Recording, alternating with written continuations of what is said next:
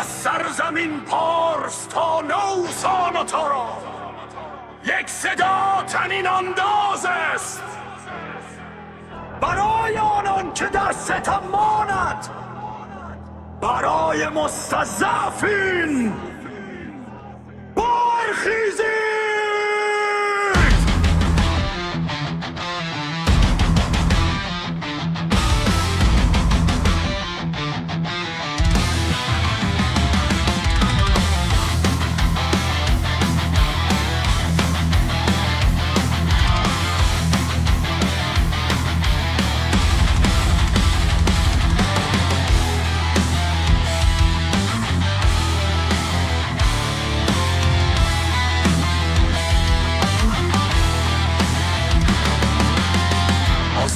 تهران سرخ چون شعله، آتش هرگز خاموش نیست. گام‌های استوار رزمندگان ایمان راهنماست. این فقط جنگ نیست، بهای یک شرافت است در برابر ظلم جهان، برای یک حقیقت.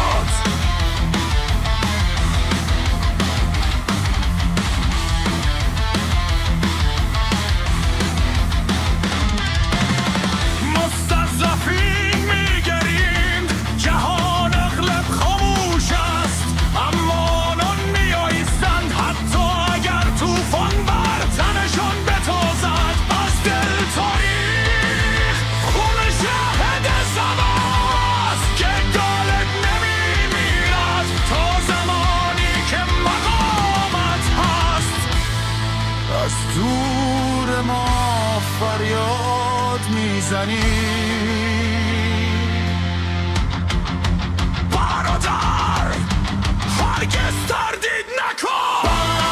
برخیز ای رزمنده ایمان، برای آنان که در راه خدا ستم دیدهان.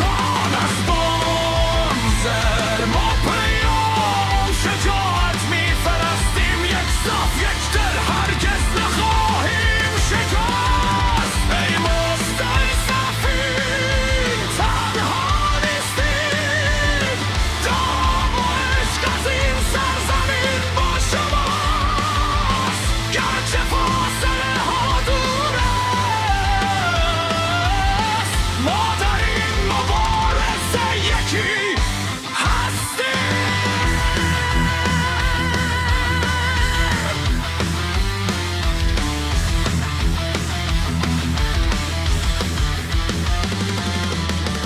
از مدارس دینی تا میدان، ندای تکبیر طنین دارد. بانسر استوار ایستاده، حتی بی سلاح. این فقط مسئله کشور نیست، ندای روح است. وقتی ضعیفان رنج میکشند، سکوت انتخاب ما نیست. تاریخ گفته است ظلم فرو خواهد ریخت، اگرچه امروز تاریک از فردا نور خواهد رسید. همبستگی همت قوی تر از مرزه هاست، از اندونزی تا ایران یک احساس، یک آرمان.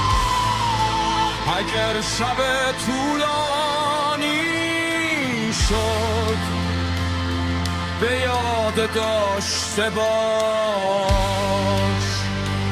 سپیده خواهد آمد. عشق تا بیهوده نیستند، خدا با دلهای زخمی. ای رزمنده ایمان، برای آنان که در راه خدا ستم دیدهانند. از دور سر ما پیام شجاعت میفرستیم، یک صف یک دل هرگز نخواهیم شکست. ای مستضعفین تنها نیستید، داعش از این سرزمین با شماست. حتی اگر جهان بخواهد ما را جدا کند، ما در این مبارزه یکی خواهیم ماند.